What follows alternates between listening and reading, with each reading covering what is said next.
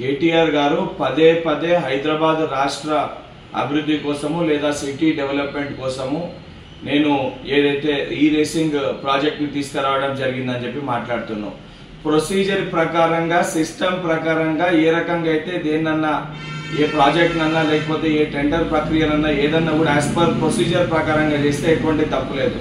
కానీ నీ సొంత లాభాలని ఏదైతే సంబంధించి హైదరాబాద్ బ్రాండ్ ఇమేజ్ పెంచడానికి ఉపయోగపడుతుందని చెప్పి నేను చేసిన అక్రమంగా చేసిన ఆ రకంగా నువ్వు ఏ కార్యక్రమాన్ని చేసి ఉంటే 100% ప్రొసీజర్ ప్రకారంగా సంబంధించిన డిపార్ట్మెంట్ దానిపైన ఎంక్వైరీ చేస్తే ఎంక్వైరీలో నువ్వు తప్పు అని నిర్ధారణకు వస్తే 100% జైలుకు వెళ్లాల్సిన పరిస్థితి ఏర్పడుతుంది.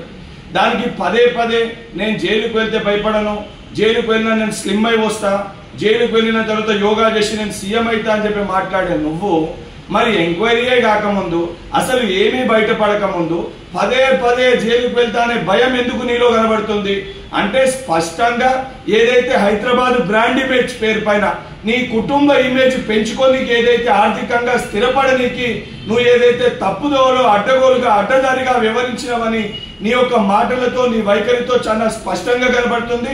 100% హైదరాబాద్ బ్రాండ్ ఇమేజ్ పేరిట ఏదైతే అక్రమంగా నిధులు ఏమన్నా కొన్ని ఖాతాల్లో జమై అప్పుడు ఇంప్రాపర్ గా ఏమన్నా తెలంగాణకి సంబంధించిన ఫండ్స్ మిస్యూజ్ అయ్యింటే ఆ సంబంధించిన డిపార్ట్మెంట్ ఎంక్వైరీ చేస్తుంది. 100% దాంట్లో దోషులుగా తేలిన వాళ్ళని కఠినంగా శిక్షించడం జరుగుతుంది.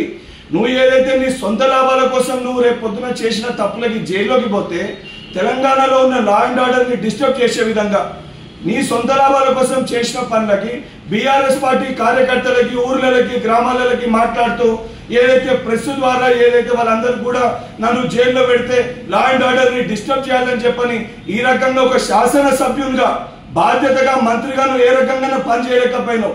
ఈ రోజు కనీసం ఒక శాసన సభ్యునిగా నువ్వు తప్పు చేసింటే ఆ తప్పుని ఒప్పుకోవాలి.